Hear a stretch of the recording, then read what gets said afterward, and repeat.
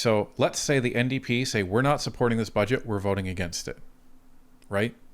And let's say the Bloc say, we're voting against this. That puts all the pressure on the Conservatives. And that would be strategically wise for those two parties, knowing the Conservatives don't want an election right now. So what do the Conservatives do?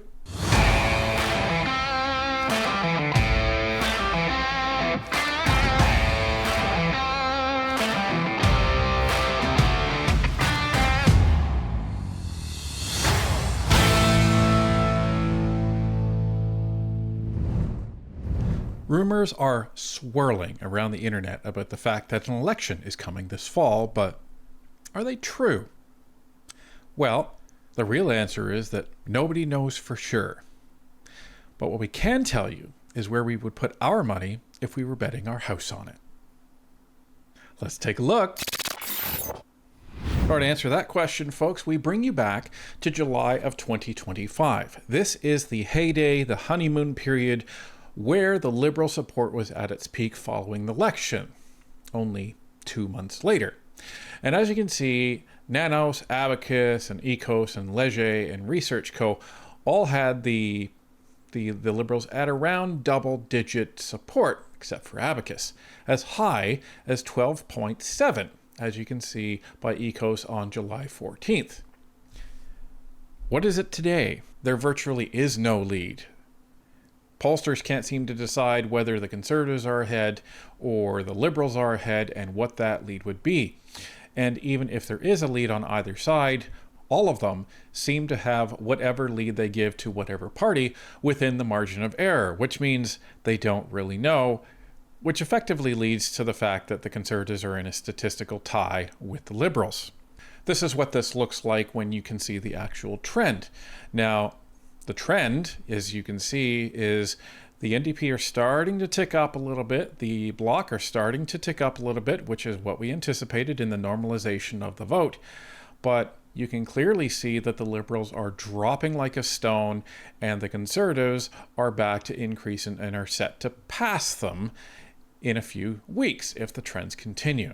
This is what this looks like on 338 in the aggregate. So again, plus or minus 4%, they're in a statistical tie. What does that mean right now? Well, it means that either the Liberals or the Conservatives could get a majority government if an election was held today. That's what that means. So why is there so much attention on this? Well, Carney's budget is coming, and there's going to be, by all intents and purposes, a vote on it.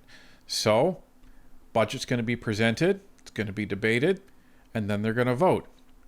And as we know, any vote that involves spending money in Parliament is a confidence vote. So, what does that mean? If the vote on the budget fails, meaning if it doesn't pass, that means that the government has lost the confidence of the House of Commons, and which basically means we're going to a snap election. Is that likely to happen? Well, let's ask Don Davies, interim leader of the NDP. We have the budget coming up. There were reports that you had some conversations with Mr. McKinnon about potential more funding for the NDP in exchange for supporting the budget in some form or another. What do you have to say to these reports, and what would it take to get NDP support in the upcoming budget? Well, those reports are 100% false, categorically untrue. There's been no discussions whatsoever with the government about exchanging anything with the government for our support for the budget. So it's simply not true. I think what you might be referring to is 4 days after the election on April 28th, I said that the NDP was seeking official party status, and that would be seeking financial support to support our work here as parliamentarians. We sent a letter to the Board of Internal Economy in June, and that letter's been sitting there ever since. And finally, any decision to give the NDP any kind of parliamentary resources to do our work here would require unanimous support by the Conservatives, the Bloc Québécois, and Liberals. So it's not even anything that could be exchanged.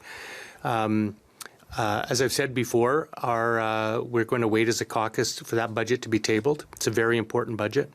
We're going to analyze it when it comes out through the lens of whether or not it's good for working families.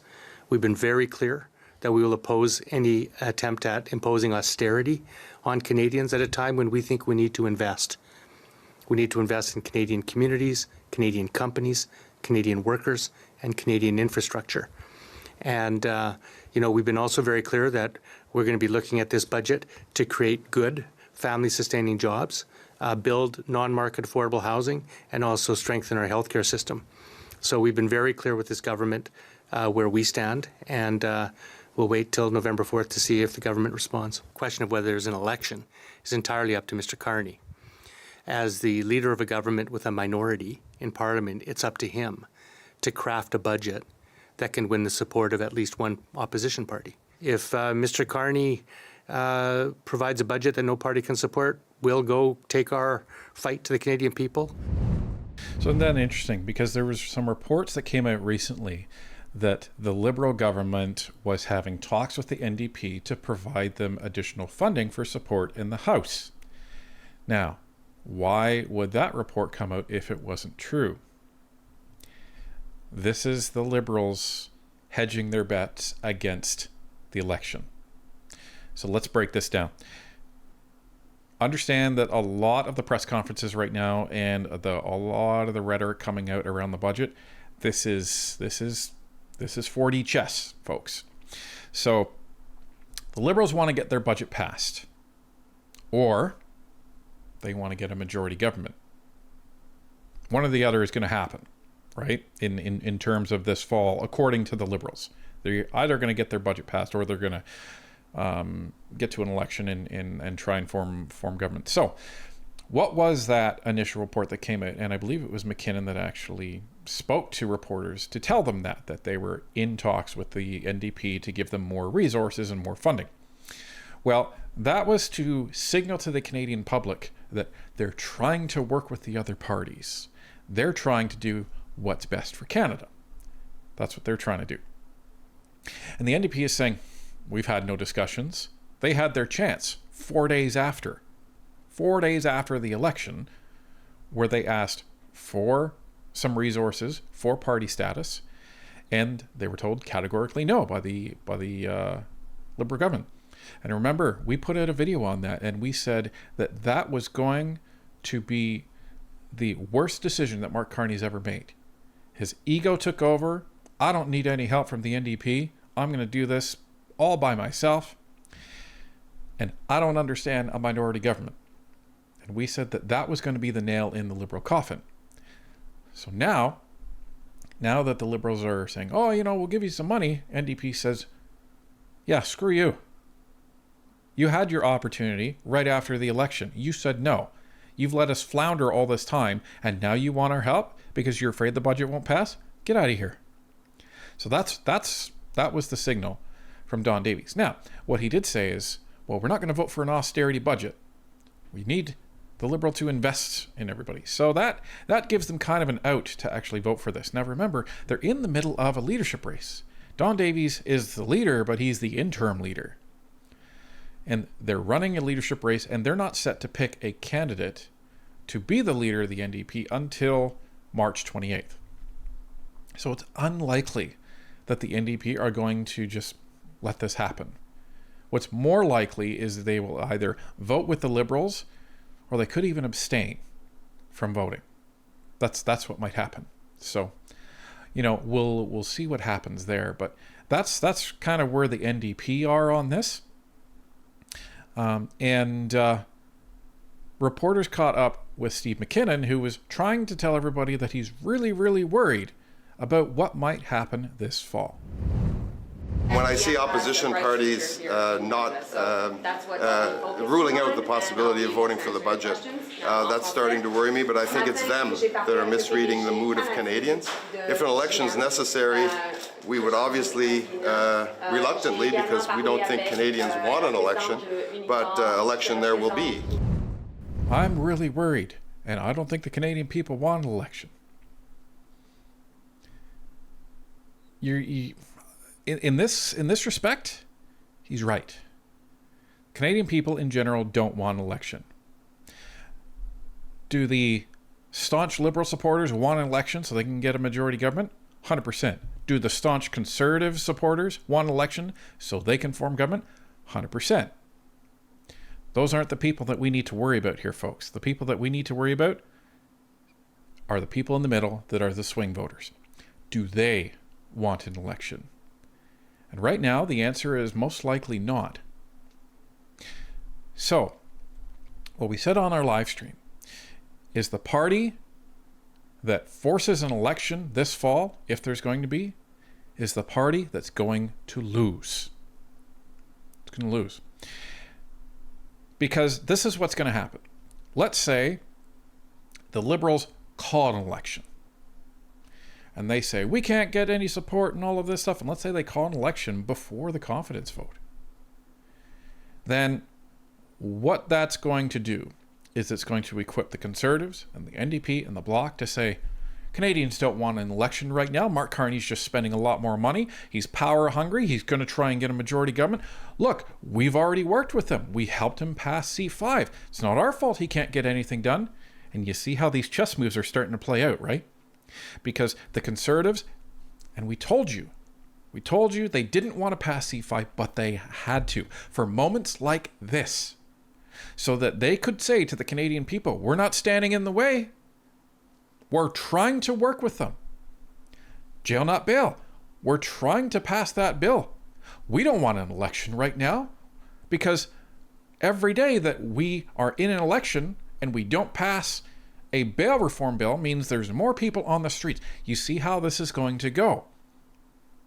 And the Bloc and the NDP are probably going to jump right alongside that, because those are issues that ideologically they would be in favor of. So if the Liberals call an election, I think they're going to get killed, because that's going to be the campaign.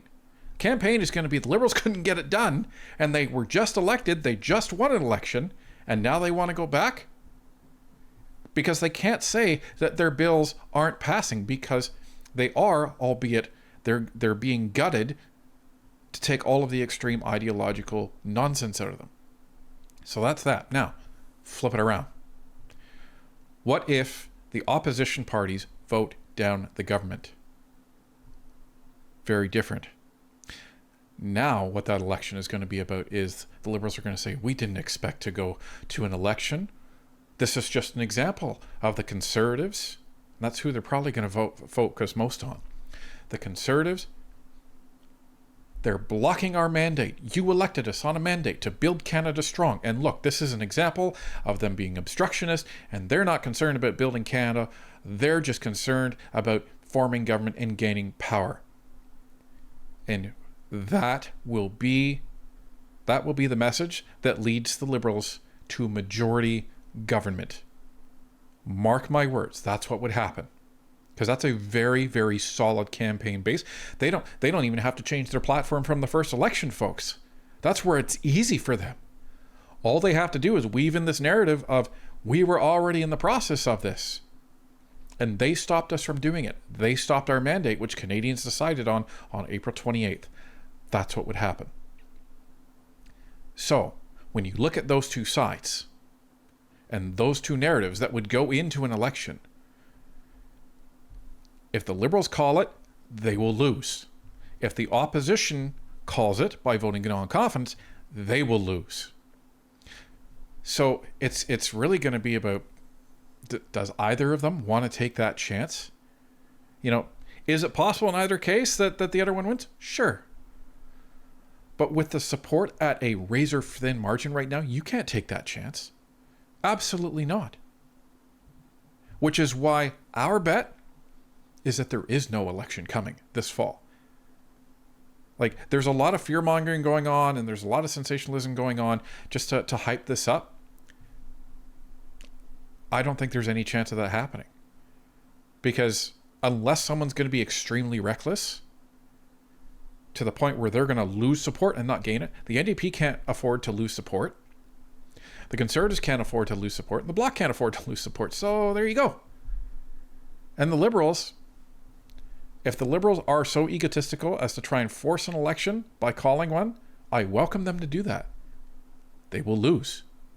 Because you've handed the opposition parties a platform on a platter. Now, we're not the only ones who think this isn't going to happen. Check this out. Gary, you used to be the chief of staff to a House leader. Is this real, or what is this? Is this just a bit of posturing on the way into cabinet, or is Stephen McKinnon really worried they will not have a dance partner to deal with the budget? I know Halloween is like 11 days away, but government House leaders a really terrible Halloween costume. It doesn't really scare anybody. There's a lot of fear mongering going on here by Mr. McKinnon. We are not going to an election. And of course, you know, when I think about Mr. Davies said, he's right on one front in the fact that it is up for the government to find a dance partner somewhere along the lines. But the other reality too is that dance partner probably is, it might be fairly cheap right now because you know, a year and a half ago, the NDP were talking about our demands include, you know, dental care, pharmacare, you know, billions of dollars expenditures. Now they're talking about like, well, we could use a little money for the research bureau, right? Like, I don't think this is going to be a tough sell if they need to do it, and you know, expect too that you know, if the numbers are actually that tight. I would suspect that parliamentary flu season could be spreading. So I am not worried about this in any way, shape, or form. There's a lot of spin coming from Stephen McKinnon, who's a good spinner, but let's be honest here. So notice what he said there. And this is something Tanya alluded to on the Sunday live stream. So let's say the NDP say, we're not supporting this budget, we're voting against it, right? And let's say the Bloc say, we're voting against this. That puts all the pressure on the Conservatives. And that would be strategically wise for those two parties, knowing the Conservatives don't want an election right now. So what do the Conservatives do?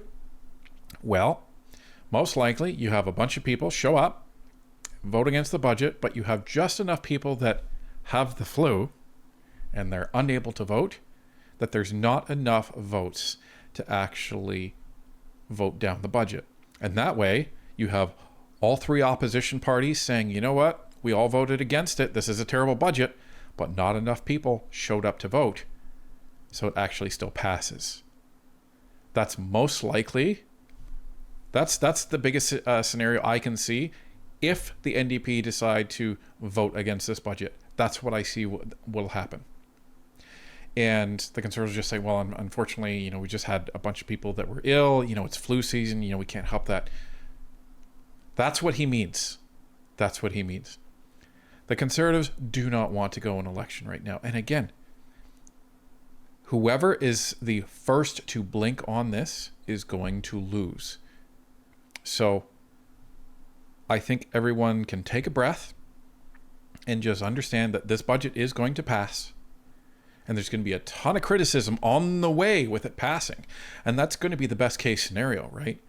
Because if you think about it this way, this is why we think the election will come in the spring. Because if the government passes this budget, then there's literally no excuses for them anymore. None. So there's going to be a debate on this, and you're going to hear the NDP and the Bloc and the Conservatives just lambast this budget, because if projections are right, it's going to be $100 billion deficit. And when it passes, they're going to continue to lambast this the whole time.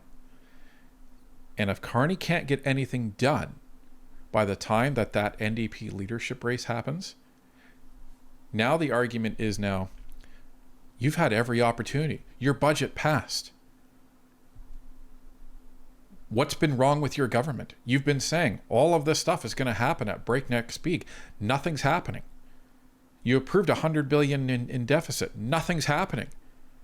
And the NDP, along with the Bloc and along with the Conservatives, are just going to be pounding away at the Liberals for the next 6 months into the spring. And you're just going to see support chip and chip and chip and chip and chip to the point where the NDP, if they can get up to the high teens, that's where they want to be. And if the Bloc, they can get up to maybe 10 or 11, maybe 12%, that's where they want to be.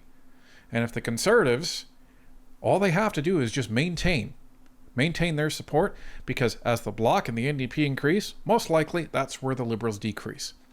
So the Liberals fall to low 30s, high 20s. Conservatives stay around high 30s, low 40s. Ladies and gentlemen, That is a recipe for an election in the spring. The NDP have enough support, they get back party status. Check mark. That's what they want.